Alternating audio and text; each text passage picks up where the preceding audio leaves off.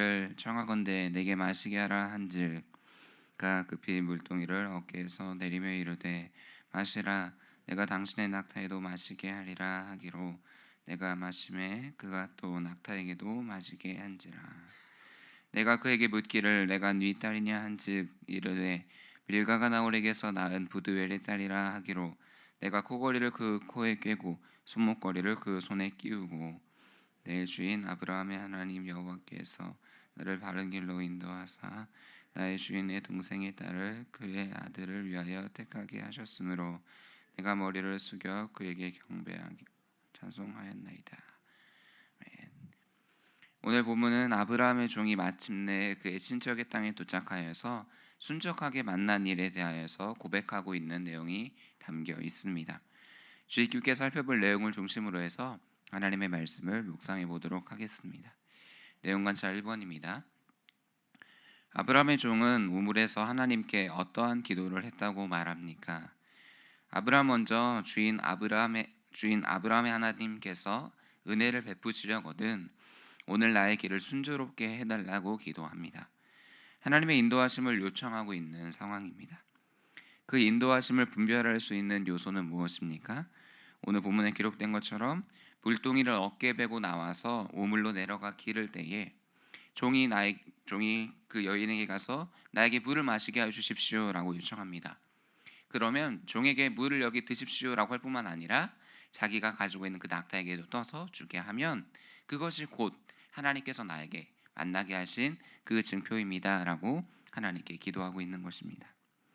아브라함은 하나님의 주권과 인도하심을 믿었습니다. 마찬가지로 오늘 종 또한 그 하나님의 믿음을 통하여 하나님께 구체적으로 간구하고 있는 것입니다. 하나님께서는 이 기도에 응답하셨습니다. 내용 관찰 2번입니다. 종은 자신이 리브가를 만난 이유가 무엇이라고 고백합니까?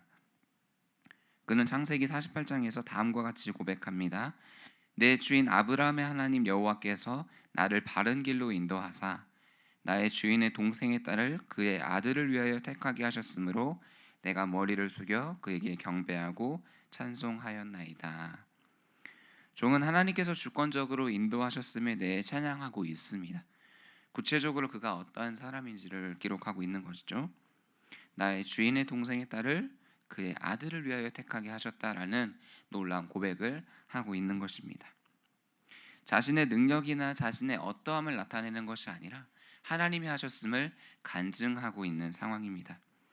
하나님께서 미리 계획하셨고 나는 오직 순종만 했을 뿐입니다 라는 것이 은연중에 이 고백 가운데 보여지고 있습니다. 우리는 종의 고백 속에서 단순하게 일이 일어난 것들을 하나 두 개씩 서사한 것이 아니라 하나님께서 내가 이렇게 기도하셨을 때에 이렇게 응답하셨습니다 라는 그런 구체적인 내용들 또한 하나님을 찬송하는 찬송의 내용들이 담겨 있는 것을 보게 됩니다. 아브라함이 하나님의 주권을 따라간 인생이었다면 그의 종 또한 하나님의 주권을 따라가는 청지기와 같은 자세를 갖고 있음을 보게 됩니다. 영과 묵상으로 넘어가겠습니다. 종은 왜 하나님께서 자신과 리브가의 만남을 인도하셨다고 계속 강조합니까? 종의 고백을 통해서 살펴볼 수 있는 것은 무엇일까요? 바로 하나님의 신실하심입니다. 하나님께서 바른 길로 자신을 인도하셨다라고 기록하고 있습니다. 하나님의 신실하심이라는 것은 시간이 지나도 변함없이 하나님은 옳은 일을 행하신다라는 그 믿음의 고백이 담겨 있는 단어입니다. 오늘 종이 있는 그 장소는 아브라함이 처음 떠났던 그 장소입니다. 하지만 변화된 것은 시간의 변화와 장소의 변화일 뿐입니다. 시간이 지나고 장소가 동일하게 이곳에 왔을 때 하나님은 동일하게 일하셨다라는 것이죠. 하나님께서 맺으신 이 언약을 하나님께서 신실하게 이루셨다라는 것입니다. 종은 하나님의 인도하심을 반복적으로 이야기하면서 결국 자신의 뜻대로 한 것이 아님을 이야기합니다. 이 라반과 부두엘이 이 종의 고백을 들었을 때에 어떠한 느낌이 들었을까요? 결국 하나님께서 하신 일이구나. 계속해서 반복되는 하나님께서 하셨습니다. 하나님께서 이렇게 하셨습니다라는 고백을 통해서 결국은 이것은 받아들일 수밖에 없는 하나님의 뜻이구나라는 사실을 느끼게 되는 것이죠. 오늘날의 사람들은 점점 많은 능력을 갖추고 있습니다.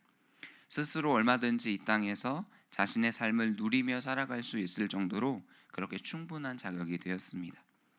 그만큼 우리나라의 경제적인 능력과 사회적인 수준이 많이 올라간 것들을 보게 되죠. 그러다 보니까 때로는 하나님의 존재를 잊어버리게 되는 경우가 있습니다. 신이 없어도, 하나님이 없어도 충분히 인간 스스로 살아갈 수 있는 능력이 된다라는 생각을 갖게 됩니다. 과연 그럴까요? 하나님께서는 악인과 선인에게 동일하게 해를 비추시며 비를 의로운 자와 불의한 자에게 내려주시는 분이다라고 성경은 말합니다. 해를 비추시고 비를 내리신다는 것은 무엇을 의미합니까? 생명을 유지할 수 있는 그 자원을 누구에게든 허락하신다는 사실입니다. 우리는 하나님께서 세상을 창조하시고 지금까지 신실하게 그 창조 질서를 유지하고 계심을 보게 됩니다. 우리의 숨을 쉬고 살아가는 이 일상들의 시간 통해서 하나님께서는 우리에게 이 모든 것을 허락하셨다는 것이죠. 우리는 늘 하나님의 신실하심을 생각해 봐야 합니다. 하나님께서 나에게 어떻게 은혜를 베푸시는가? 우리가 오늘 맥주감사주일로 보내는 것처럼 어떻게 상반기 동안 하나님께서 여기까지 인도하셨는가? 에베네셀 하나님을 고백해야 하는 것이죠. 느낀점입니다. 자신을 드러내기보다 하나님의 일하심에 집중하며 인도하심을 강조하는 종의 모습에서 무엇을 느낍니까? 종의 모습을 통해서 우리의 모습은 어떠한가 돌아보게 됩니다. 즉 삶의 태도를 돌아보고 결정하게 되는 것이죠. 종의 모습을 통해서 그의 시선이 어디를 향해 있었는지를 잘 보게 됩니다. 그는 하나님께서 어떻게 일하고 계신가, 하나님께서 내가 구체적으로 기도했을 때 어떻게 응답하셨는가를 고백하며 하나님에 대한 그 시선들로 그의 시선이 맞추어져 있습니다. 이 영적인 원리를 정리해 보면 종은 아주 구체적으로 하나님께 기도했습니다. 하나님은 모든 것을 다 아실 거야. 아 그래, 신실하신 하나님이지 내가 기도하지 않아도 이루실 거야가 아니라 하나님 그런 하나님을 믿습니다. 그 하나님께서 이렇게 구체적으로 응답해 주십시오라고 기도했습니다. 그리고 그 가운데 하나님의 신실하심을 경험하고 찬송하게 된 것이지요. 이렇게 하나님의 일하심을 따라서 우리의 시선이 바뀔 때마다 결국 우리 앞에서 하나님께 내세울 것이 없음을 고백하게 되며 더 겸손하게 됩니다. 우리는 요셉의 인생을 통해서도 이 원리를 발견할 수 있습니다.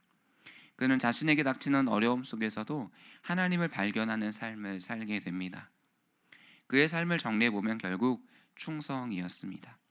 상황이 좋아도 상황이 나빠져도 내가 원했던 결과를 가져도 갖지 못해도 결국 하나님께서는 나의 삶에서 무엇을 원하실까를 생각하며 발견하며 걸어갔던 종의 삶을 살아갔습니다. 우리 또한 이렇게 하나님의 일하심에 집중하면서 한 걸음 한 걸음 나아가야 합니다. 결단과 적용으로 나아가겠습니다. 내 행위와 실적보다 하나님을 드러내기 위해 힘썼던 적은 언제입니까? 우리가 하나님의 일하심을 경험하기 위해서 마치 물에 떠오르는 것처럼 그렇게 우리의 모든 힘을 다 빼면 됩니다. 우리는 물에 떠 있는 것이 무서워서 온 몸에 힘을 다 주게 되면 어떻게 됩니까? 꼬르륵 물을 마시면서 밑으로 점점 가라앉게 됩니다.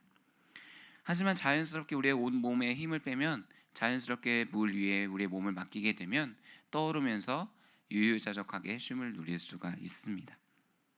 우리의 신앙생활도 마찬가지입니다. 우리가 할 수 있다, 우리가 해보겠다라는 온 힘을 가지고 있으면 결국은 하나님께서 하실 수 있는 부분이 전혀 없게 됩니다. 하지만 우리의 모든 힘을 빼고 하나님께 맡겨드리고 구하라 두드리라 하나님의 그 신실하심의 약속을 믿고 나아가면 결국 우리가 힘을 주지 않을지라도 하나님께서 직접 일하시는 것을 경험하게 됩니다. 오늘 우리가 드리는 이 예배가 결국 우리의 모든 힘을 빼는 작업들입니다. 우리의 모든 힘을 다 빼고 하나님이 어떻게 말씀하시는가를 듣고 그분 앞에 겸손하실 때에 우리 한 주간의 삶에 힘을 얻게 된다라는 것이죠. 이렇게 하나님을 바라보는 귀한 예배의 시간들이 되시기를 주님의 이름으로 축복합니다. 그렇다면 오늘 만나는 사람들과 일 가운데서 나를 낮추고 하나님만 높이기 위해 우리는 무엇을 실천해야겠습니까? 멈추어 서서 듣기 연습을 한번 해보십시오. 우리가 오늘 다양한 성도님들을 마주하게 될 것입니다. 그때마다 성도님들의 이야기를 계속해서 들어보는 겁니다. 한 주간 어떻게 지냈어? 아, 그랬어? 그러면서 그 안에서 하나님의 일하심을 찾기를 발견해 보는 겁니다. 아, 하나님께서 성도님의 삶에서 이렇게 일하신 것 같네 라고 발견하셨다면 이렇게 고백해 보는 거죠. 아, 하나님께서 일하셨군요. 하나님께서 성도님들을 엄청 사랑하시는 것 같아요 라고 우리의 시선을 하나님께로 계속해서 가져가 보는 겁니다. 저도 성도님과 같이 하나님의 일하심을 경험하기 원해요 라고 고백하면서 우리가 공동체적으로 함께 하나님의 일하심을 발견해 보는 것입니다. 오늘 주일의 모든 시간들을 통해서 우리의 고백 속에 하나님의 일하심이 나타나고 하나님의 하나님 되심이 고백되는 귀한 복된 주일 되기를 간절히 기도합니다. 함께 기도로 나아가겠습니다. 첫 번째 기도 제목입니다. 주님, 오늘 모든 예배 시간 속에서 하나님의 신실하심을 고백하는 귀한 날 되게 하옵소서. 세상적인 기준에 흔들리지 않고 하나님의 인도하심을 구하는 참된 제자가 되게 하옵소서. 7월 함께 기도할 공동 기도 제목입니다. 모든 예배 가운데 하나님의 임재와 영광이 충만하게 하옵소서. 리보델링 기간에도 감격과 은혜가 넘치는 예배 되게 하옵소서. 이 네 가지의 기도 제목 가지고 기도하신 후에 개인의 기도 제목으로 나아가겠습니다. 주여 한번 부르짖고 기도합니다. 주여, 하나님, 주님께서 우리에게 베푸시는 그 하나님의 신실하심의 은혜를 고백합니다. 하나님, 우리 가운데 베푸시는 그 놀라신 사랑이 우리